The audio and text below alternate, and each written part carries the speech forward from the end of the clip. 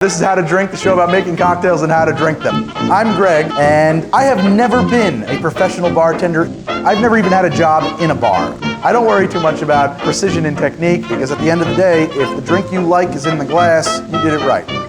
Let's get going. I'm Greg, this is How to Drink, the show about making cocktails and how to drink them, and I'm coming at you hard and fast with some Alfred Hitchcock action. No, we're talking about my favorite Hitchcock film. You know, there's a lot of Hitchcock movies I really like, okay? I really like Vertigo. I really like The Man Who Knew Too Much. Whatever. I like Peter Lorre. He's not in this movie. Well, that's very nice of you. Thanks for your interest. Because I'm talking about North by Northwest. I'm being followed. Can you do anything about it? Yes, I can. Do it. Cary Grant is a madman, and I mean that in that he works in advertising on Madison Avenue, and he gets caught up in this case of mistaken identity where these international spies think he's this guy that he isn't. We also know your contact in Pittsburgh since Jason committed suicide. What contact? I've never even been in Pittsburgh. They try to kill him. He survives. He has to get to the bottom of this. They frame him for murder. It's insanely cool movie. The tension builds forever in this movie. It just builds and builds and builds and builds and builds. And I don't want to give anything away, but it has, for me and my sick sense of filmmaking, one of the greatest movie endings of all time.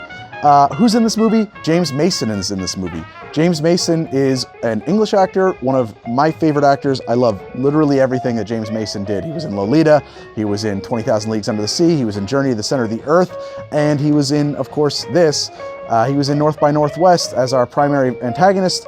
Wonderful performance from James Mason. Always a wonderful performance from James Mason. With such expert play acting, you make this very room a theater. You know, movies of this type and from this time period don't get made without a femme fatale. And here we have Eva Marie Saint.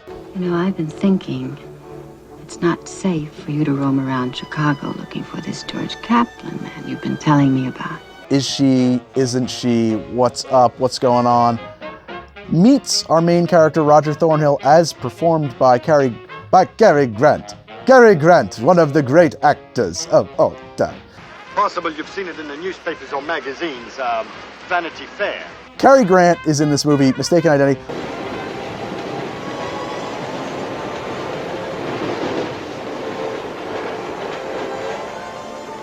I know, I look vaguely familiar. Cary Grant has a few drinks in this movie. Very famously, he has to drink an entire bottle of bourbon. We won't be doing that on the show. He orders a Gibson once or twice in the movie. I thought about making a Gibson for this episode. The problem with the Gibson is that, like, it is basically, it's a martini. It's a martini that you garnish with an onion instead of an olive. I don't garnish my martinis with either. We've done a martini two ways. I thought about doing this episode as an excuse to make a mid-century martini, which is something we haven't done.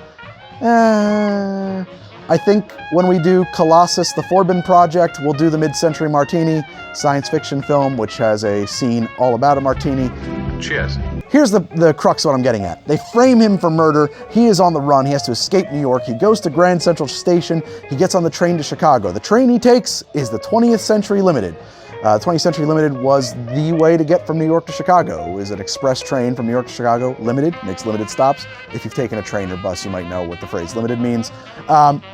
And while on his way there, he orders a Gibson, but the 20th Century Limited is also the 20th Century Cocktail. The 20th Century Cocktail is named for the train, invented by the stewards of the train to be served in a Steining car. It is the official cocktail of the 20th Century Limited, a famous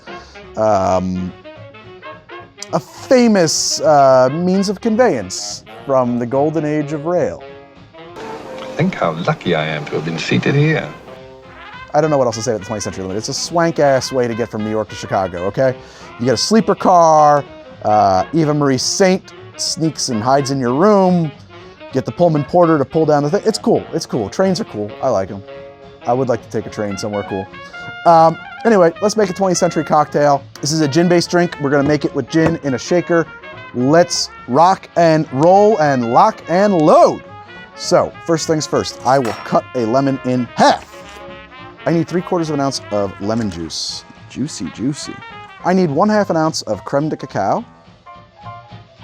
We want to use a white creme de cacao for this.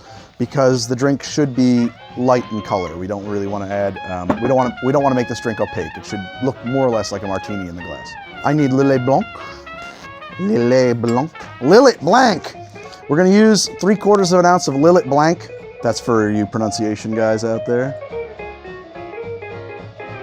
I want 1.5 ounces of gin.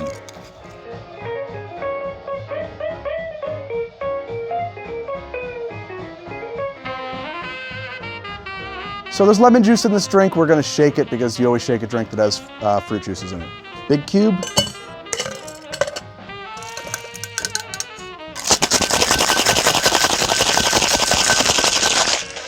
I'm gonna serve this drink into a Nick and Nora glass.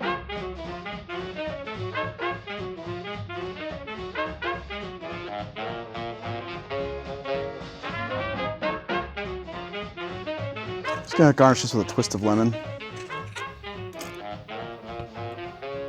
There's a 20th century cocktail named for the 20th Century Limited from Chicago, from New York to Chicago. What a lovely drink. Holy.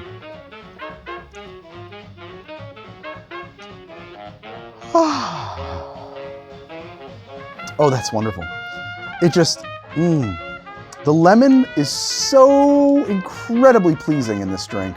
It is just so bright. You really get the gin notes and the Lillet and just that touch of chocolate sweetness. Man, it just works with that lemon so well. Let's go back in for another round. Yes, that is wonderful. It just, Oh, and then the chocolate comes back after the lemon, and they do like a kind of dance in your mouth. And some drinks, you ever have anything, if it's truly mouth-watering, I will, like, literally, in the literal sense, your salivary glands on the sides of your mouth start to produce saliva. That's very appetizing, I'm sure. But it is a wonderful experience in a cocktail or a food. This is that. This is a literally and truly mouth-watering drink. It is delectable. And now, I'm imagining myself wearing a pair of vintage Persol shades, horn rim, of course, and I'm sitting across from Eva Marie Saint on the 20th Century Limited. This is the worst. This is way worse than Tony Curtis's version of Cary Grant. Well, here we are again. Yes. And my God, they're looking for me. Oh. Well, I'd never. Do you recognize me? Ugh. Anyway, you get the idea. I should have been Cary Grant. This is really good. We're gonna finish this guy. This has been How to Drink. Show. This has been How to Drink. This is How to Drink, the show about making cocktails and how to drink them. And thank you so much for watching. I'm gonna see you guys next week with another episode of How to Drink.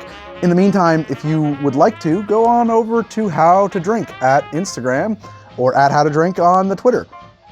I am both of those things.